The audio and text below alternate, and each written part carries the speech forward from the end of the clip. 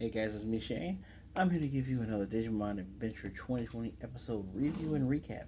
Today's episode is episode 34, and it's called Hikari and Tailmon. Probably called Hikari and Gatomon in English, but yeah, Tailmon. Quick thing, just gonna ask you to please remember to subscribe to the channel so you can get notified of more Digimon videos like this. You know, we do this every Sunday, and hey, this one happens to be done on my birthday. So definitely give me a like and subscribe. So, let's get right on into it. Last time, if you remember, we finally got Tailmon. Tailmon had turned out to actually be Skull Knightmon and Dark Knightmon, you know, I guess corrupted by the dark energies of Millenniummon. Well, now we see that everyone's in the desert, and they are riding on top of Kondomamon. And in this desert is the bones of a giant Breakdramon. And this Digimon here, he's a Mega level Digimon. He came from that earlier Grounddramon Digimon we saw when we first got into the Eternal Continent, the one that the gang had to beat. I'm gonna guess that this thing's probably related to the one of the ones that they met on the coast, but fully digivolved. Like its head has no eyes, it has different body parts everywhere. I instantly recognized it. It's kind of a fan favorite Digimon. Tailmon is talking to the Kondomamon that they're riding on with, and very cutely enough, they speak in barks and things. That's how she's speaking to it. And Agumon is asleep this whole entire time. I guess he's just finally worn out. And they're trying to tell him, we're going to take a dive. They go over a cliff, and over this cliff, you can finally see Kondomamon has 8 legs. Really freaky to see a dog with 8 legs, literally 4 on each side, but I'm glad to know that the encyclopedias weren't lying. Once they go over, Gatomon has a sub mode where it has a dome going over the back of it. Agumon is still asleep, and this is still funny watching them tumble and he's still asleep, but their main goal is to get to this whirl. I thought it was a whirlpool, but it's a current. The current's going to take them down to FAGA, and that's where Tailmon's just trying to get to. Apparently, FAGA is essentially that area that we saw with the Vademon, where it is where the largest shard of Millenniummon landed when it came to the Eternal Continent and just went through the ocean. And I guess this is where we kind of get that image of Millenniummon being this dark thing in, you know, the Shadow Crystal. I always wondered about that Digimon, and I'm glad they're actually adding some context behind that after all these years. Excuse me. And apparently, the will of Millenniummon has spurned dark forces that have dark minds and want greed, and it's allowed them to kind of push forward and try to be granted all sorts of evolutions made by the promise of Millenniummon. And essentially, they want to make a new body for it. Tailmon had almost became part of that new body. And one of the things Tailmon says in her mind is that she'll never let Hikari get in danger again, because they're all calling her brave because Tailmon is working really hard to try to achieve this goal of stopping Millenniummon from getting its body. So now we've gone from, you know, find out where we are, find the Holy Digimon, which we found, and now it's defeat this evil thing before it rises again. Excuse me. So as they're going through this current, all of a sudden they're taken out of it.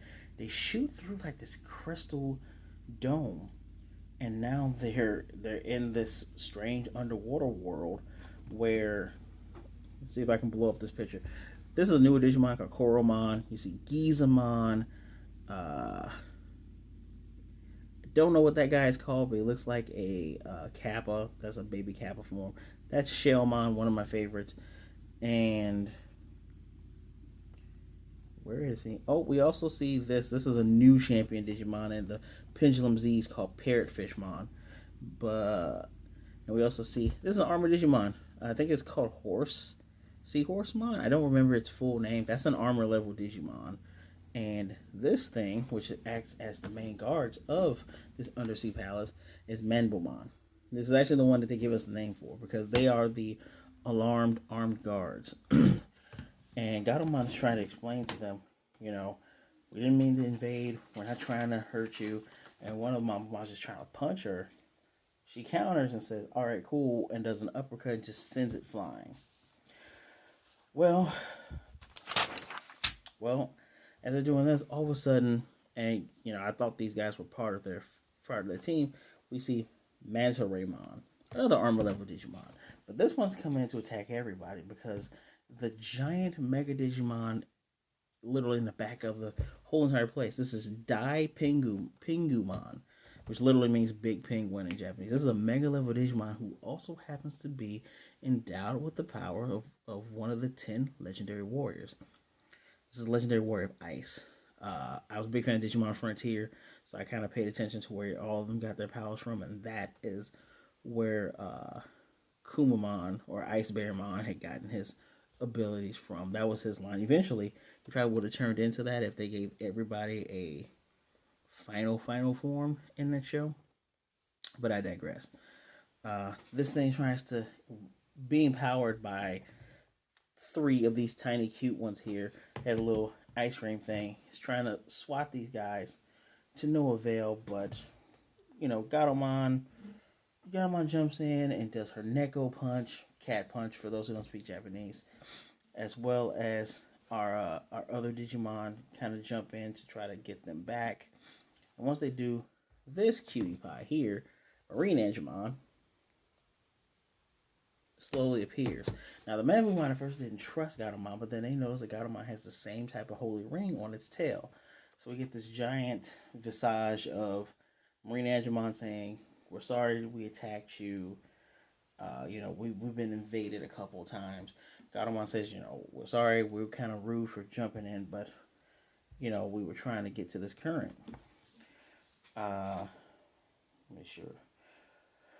So, Marine Angemon says that it knows that, you have a holy tail ring, and she says, "Well, this allows me to fight in this form." And Marine Angemon says, "Well, my ring allows me to, power up this entire palace."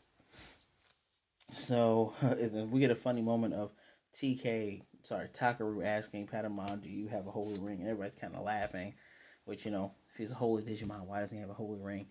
It does happen when he digivolves, though, or when he evolves, though. So Marine Angemon says, "Hey, stay till the morning, get some rest. You just help push back these invaders." As they are making their way to the palace on top of these bubbles, the Manbumon tell them that long ago during ancient war, there's Digimon that seek refuge in the deep sea.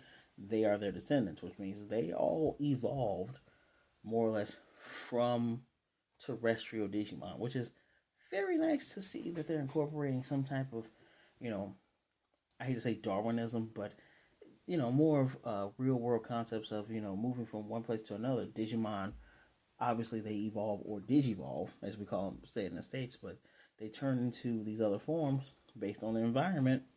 So they turn into these aquamarine based Digimon. Once they all get to the palace, they notice how tiny. Marine Angemon is literally, if I'm the size of a normal person, Marine Angemon is no bigger than this remote. Very tiny. Soon enough, there's a spread of fruit and food. I also find I found it a bit weird that they're able to breathe under here. Like there's no water or anything, but I guess Marine Angemon did say that she is sustaining this area. During the feast, Tailmon / Gatomon knows Hikari isn't around, and actually during the fight, she told Hikari to stay back. Gatomon is very fast on her feet, and is doing her best to keep Hikari out of the danger. So once she finds Hikari, Hikari is petting Kodomamon and saying, you got really hurt during the fall. I actually brought him some food. Marine Angemon catches up. They didn't go that far. I thought they were far, but they didn't go that far from the palace. And heals Kodomamon enough so that in the morning, it'll be fully healed, ready to go. The crew then is, on Taichi's Digivice, Koshiro appears, which these Digivices are probably the best Digivices that have ever been made in any series, because not only do you see Koshiro's body, here's a diagram of what's going on. You see the satellite, you see all of these charts and things while you're looking at him, and he explains that the last crew of the Sorus were able to leave. Sora then explains to the Digimon that asked that Sorus is the name of the Russian Russian satellite team up there on the International Space Station. Koshiro still trying to find a way how to combat all of the space debris slamming into it and essentially becoming the giant comet that's going to destroy Tokyo. And promises to get back to them on that. And Marine Andromon just really surprised that even the Dark Lightning has, even there's disaster going on in the human world, and explains to them that they've always had the, invaders from around them because they are the original dwellers and they're technically outsiders. So he plans on moving the entire palace and is going to get them back to their current.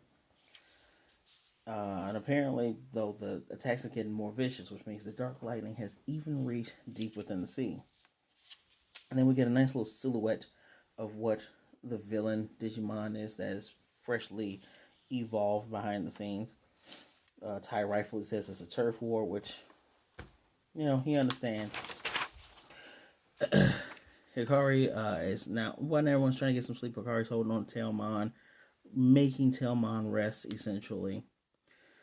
And soon, the Die Penguinmon starts moving those giant ice cream sandwiches, ice cream pops around, and they are actually situated within the skull of a whale skeleton.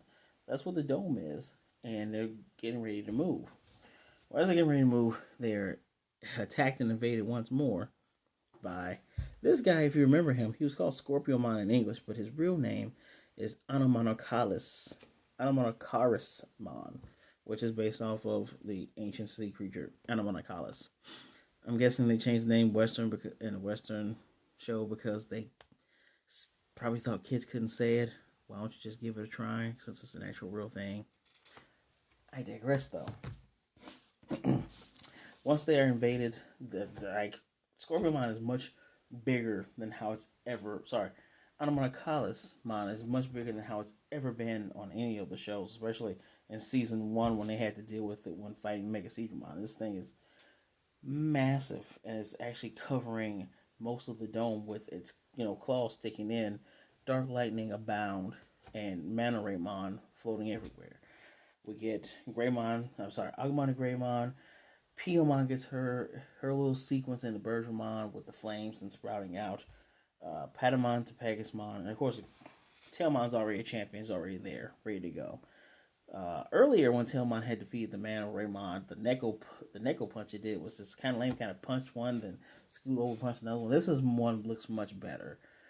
It's doing multiple punches. We're destroying Digimon.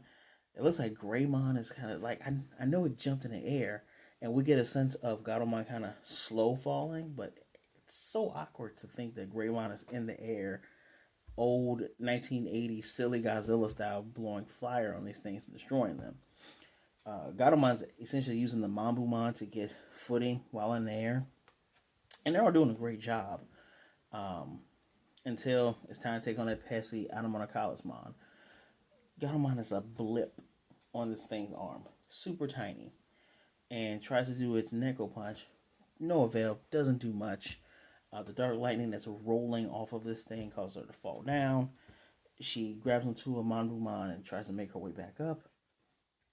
We then get a quick, well, it wasn't quick, but it was a nice evolution sequence from Greymon to Metal Greymon. Metal Greymon's using its Giga Destroyer. They're doing their best to just combat this thing.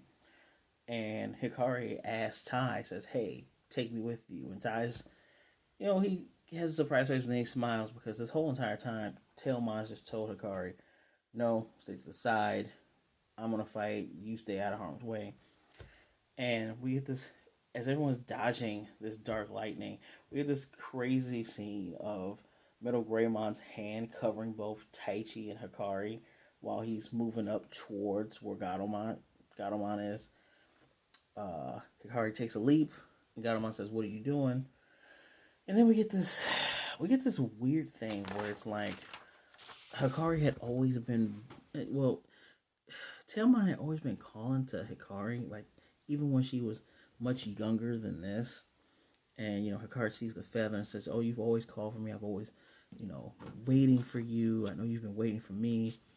And Gatomon's like, "Yeah, when I was in darkness." And the Gatomon goes, "No, actually, even before then, it's not duty that we're together, it's fate, which it's just weird. I really hope they explain that because it wasn't really much explained in the original show.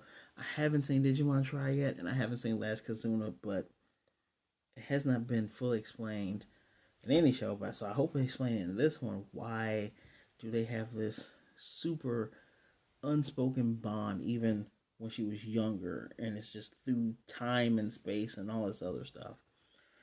Um, at this point, when they both touch paw to hand, the pink light and the light, she's not hope symbol. She's light, crest of light. So her crest of light shows Hikari's Digivice finally is actualized, and she has it.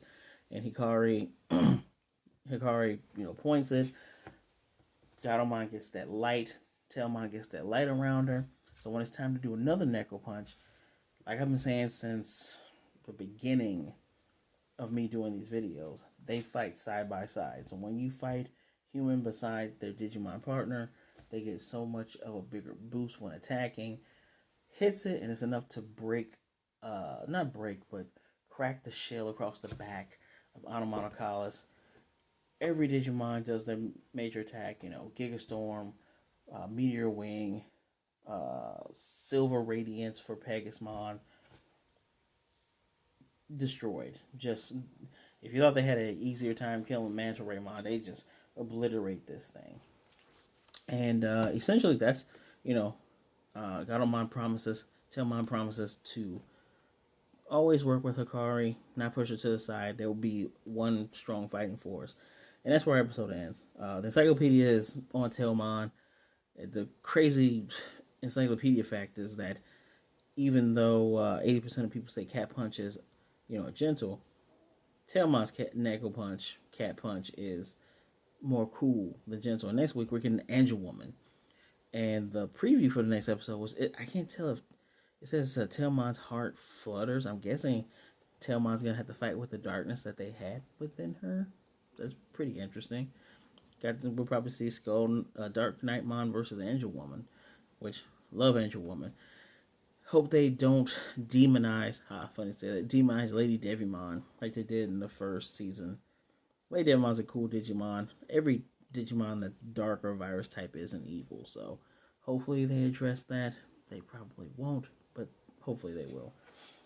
So yeah, that's this episode, guys. It wasn't action packed, but it did have enough explanation explaining, what's the deal with the Holy Ring, giving a nice little cool background story to other Digimon trying to escape all this war, and they even go to the sea just so they can change and have this peace, and they still don't have the peace because they're being attacked by those who think that they don't belong there. All in all, I'll give it a 4. I'll give it a 4 at the most.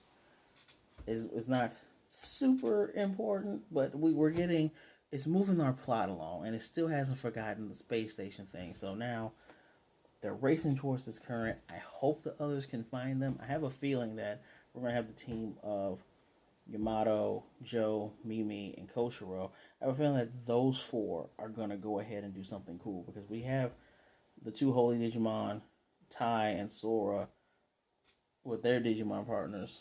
Seem like they're going to try to go to the heart of the issue and destroy this main crystal, which obviously won't be the end because I'm pretty sure Moon Millennium Mon is going to be a thing in this show. Another thing to note, looks like when it comes to Holy Digimon, looks like their champion forms are enough to fight ultimate level Digimon, especially if they're fighting side by side with their chosen one partner. Because the moment Gatomon / Tailmon got her boost of power from Hikari, the Neko Punch was 10 times more effective. I will say that Tailmon was a little bit rude because she jumped off of a Manbumon. It looks very anime-esque when she just jumps off, but that was a really hard jump kick. Hope that thing's okay. Well, guys, again, I said it's a 4, so let me know what you thought of this episode. I'm very excited to see more of Dark Knightmon and Skull Knightmon. Those are definitely 2 of my favorite Digimon to come out of Cross Wars, and I'm super happy that Angel Woman's coming back. Although I'm pretty sure Gatomon might have another side evolution, just like Patamon did. I Nefariamon is going to show up for sure. So again, guys, please comment down below. Let me know what you thought of the episode. Please remember to subscribe, hit the notification bell to get notified of more videos like this. Please, please, please, please, don't forget to like it. Share the video so you can show other people how great Digimon reviews we're getting. I really do appreciate you appreciate you sticking around to see what I have to show you about this show. As always, guys, please be good, be blessed. Wash your hands, wear your mask. Black Lives Matter, and as always, don't want to forget, be good to yourself and be good to others. All right? You're worth it. Be good. Uh, and as always, I will definitely see you next time.